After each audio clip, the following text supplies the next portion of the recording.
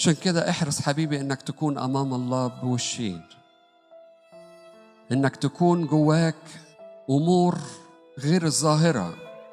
تتكلم ربما مع اخواتك بكل محبة، وتتكلم مع اخواتك بكل حب، وتبقى شكلك جميل، ومن جواك انت بتضمر له شرا.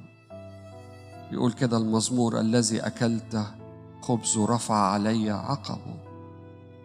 انك تكون بتتعامل مع الناس بوشين، بتسلم عليه، تكلمه كلام حلو منمق، لكن قلبك بيكون بيدبر امور، بيدبر مكايد.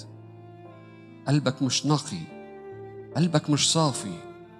الحتة دي بقى وانت واقف قدام ربنا مش مجرد بقى انك يعني زعل كده بسيط من ربنا، لا، ده هيؤتي عليك بويلات، وما أصعب الذي يأتي عليه الله بويلات.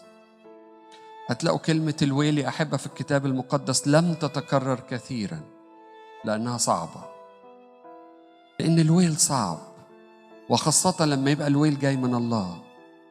يعني كأن الله قلبه مجروح جامد جدا من هذا الشخص، وهو الشخص الذي يكون داخله غير خارجه.